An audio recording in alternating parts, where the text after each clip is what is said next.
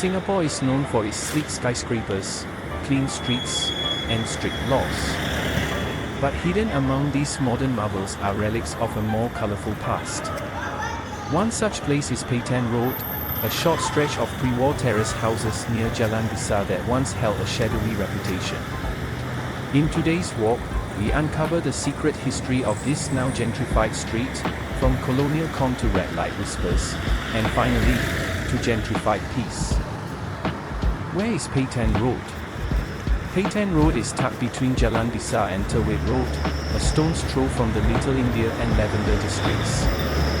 It's less than 300 meters long, yet the stories this street has held could rival a whole neighborhood. Once part of Singapore's early urban fringe, the area was home to migrant workers, rickshaw pullers, and opium dens in the early 20th century.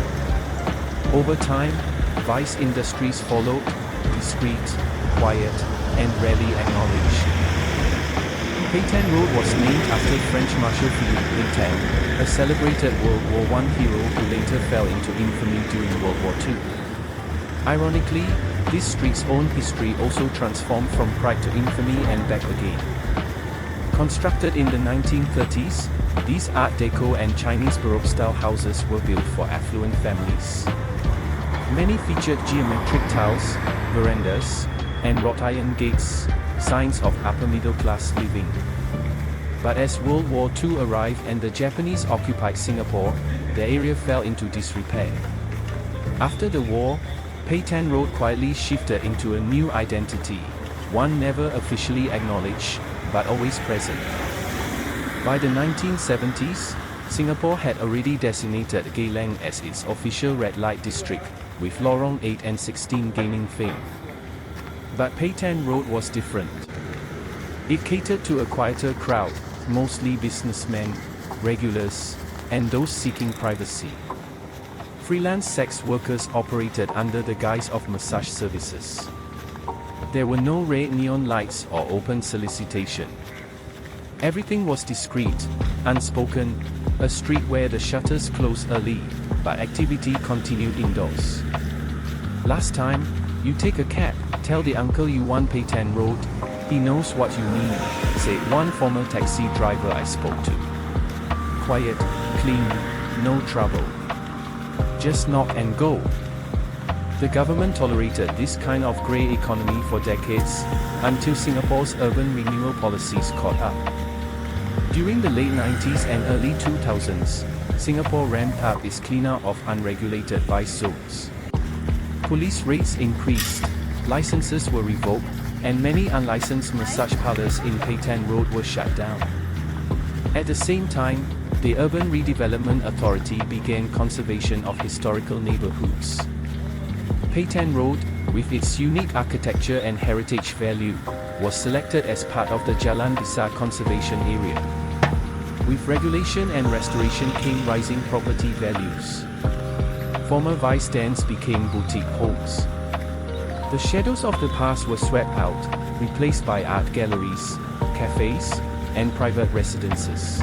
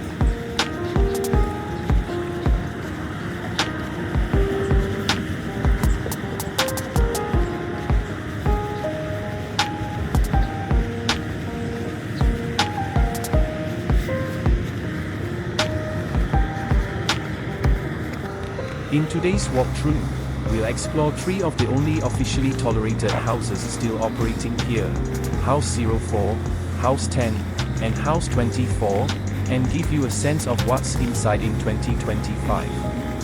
From experienced veterans to new rising stars, this isn't the Petian of the budget past. The rates have changed, and so has the vibe. Let's walk. House 4 quite random. Sometimes open, sometimes don't. Sometimes they open at 1 p.m. Closing time not sure. Very random cause the OKT is a very old lady. House 10 open earliest at 10:30 a.m. Sometimes earlier if OKT is there early. Also latest to close around 6 p.m. to 6:30 p.m. Most ladies here are younger or better looking. House 24 could open around 10:30 a.m. to 11 a.m. But some ladies might come a bit later. They are also the earliest to close around 5:30 p.m.